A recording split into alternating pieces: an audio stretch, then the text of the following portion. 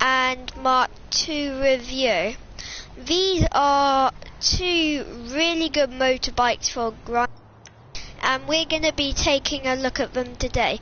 So this is the Oppressor Mark 2. It has a boost on the back, but I wouldn't recommend you have to stop to recharge it, and I wouldn't say it's worth stopping to recharge your boost.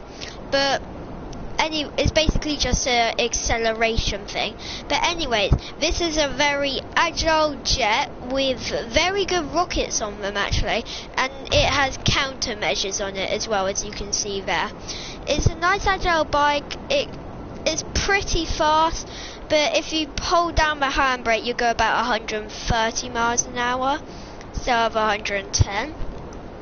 But yes, this is a very fast motorcycle, if you could even call it a motorcycle, flying motorbike. And well, it can go over water, yeah, so it's a pretty cool motorbike, but as long as you don't push down you'll go straight into the water. You can see I got a little bit of gameplay here. If you fly down near the ground you actually go a little bit fast, as you can see. I'm not holding the handbrake, so let's see how fast we can go. Oh no, I was on the handbrake. Let's see how fast you can go if I hold the handbrake. About 130 down here. So yeah, this thing can easily take round corners and you really fall off it, really. Oh yeah, and this thing is really fun for doing stunts with. You can even fly upside down with it if you're good enough. And would I say this thing is worth it?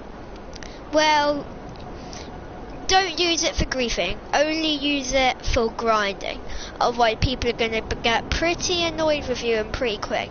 But this thing is very good for grinding, it's very agile, can land in almost every spot, so would I say it's worth it? Yes.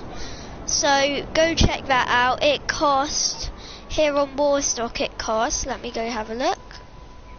I got the trade price, but without the trade price I think it's like £4 million, but I've got the trade price. You need, and it's £2.95 million.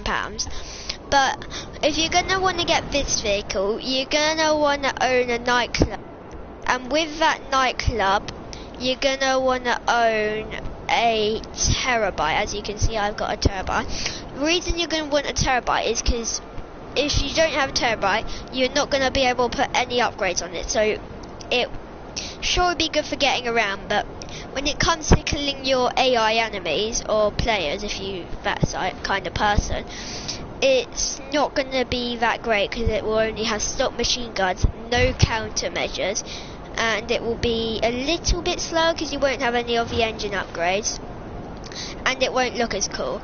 So yeah, if you got the terabyte and nightclub, I think this thing is 100% worth it. The only problem with it is it's slower going down and slower going up. As you can see, sometimes you will fall off it, but yes, overall it's got so many it's got so many pros over cons. This thing is definitely worth it. Now let's go and check out the Oppressor Mark 1. You can call this thing through either your mechanic or your MC club. I mean, I have it in my agency garage just for the show. I like the looks of it in there. But you can call it in with the MC club, and it has no cooldown time like the Oppressor Mark 2 has a 5-minute cooldown time. So that's a con with the Oppressor Mark 2. But this thing comes with rockets, but I don't have them yet. I haven't done all my bunker research. But yes, it comes with bunker research, and it can, unlike the Oppressor Mark 2, it doesn't have countermeasures, and it can't fly instantly. As you can see, it only glides. But this thing is way more fun to drive.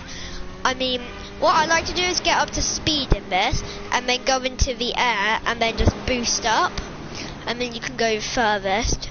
But yeah, this thing is heck of a fun to drive. If I was to make most fun vehicles in GTA 5, this would definitely be the one in my top 5 list. But this thing is slower in the air, as you can see, but if you hit the highway with this thing, Oh yeah, that's a problem. You fall off this thing very easily if you crash. But if you hit the highway, you can actually go faster than the Oppressor Mark II, but you have to use your boost. If you don't use your boost, I do not have a clue what you are doing. So you just get up here and then hit the highway. I'll go in first person so you can see the speed. I hit the boost and then hit the boost again. You'll see that I will get up to about 150 miles per hour. But the one problem is, oh my game lag. The one problem is you can fall off this thing very easily.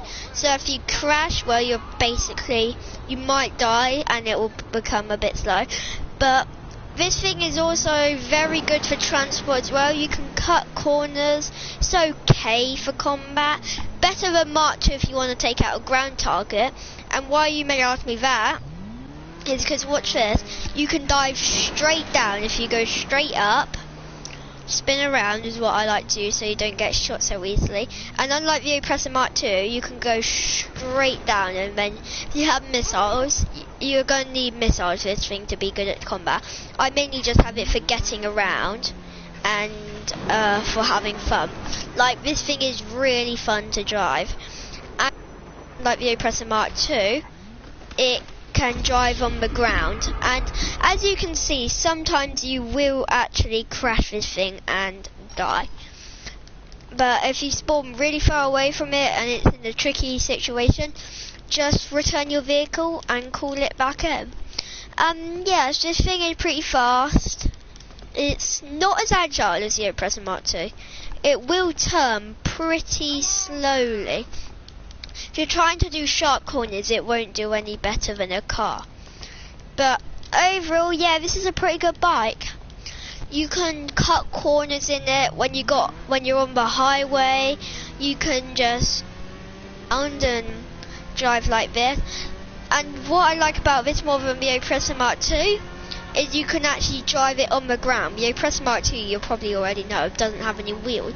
This does have wheels, so you can use it as a normal bike. But as you can see, in the air, this thing's turning isn't the best, so its agility isn't the best. But it's good enough to get around a corner. But yeah, that's about all I have to say for this. Has no countermeasures like the Oppressor Mark II, but it's really fun. But unless you're rich and you want a really fun vehicle to, if you're new to the game and you want something good for grinding, do not get this vehicle. Save up for the Oppressor Mark II and get a nightclub and a terabyte. If you're getting slightly rich in this game and you want to have fun and mess around, yes, definitely get this vehicle. But for grinding, I've got to give it to the Oppressor Mark II that it's definitely better, because it can stay in the air for longer, has rockets that you don't need to do bunker research for. They got better rockets and it's more agile, and this doesn't have countermeasures. But if you're wanting to have fun and you're rich and yeah, you just if you do want to get around the map and you end up with this vehicle, well, you can get around the map pretty quickly. Would I recommend the Oppressor Mark I? To players that aren't still in the grinding phase and grinding a lot and that are new players. If you want something that's really fun and you can still do missions in and you're pretty rich and you want to get to point A to B pretty quickly, not as fast as the Mark II, mind you, but pretty quickly, yes, get this thing. It is heck of a fun, and you will definitely not regret this purchase. And that's all I have to say about these two vehicles. Hope you guys enjoy. Please leave a like and subscribe, and see you in the next one.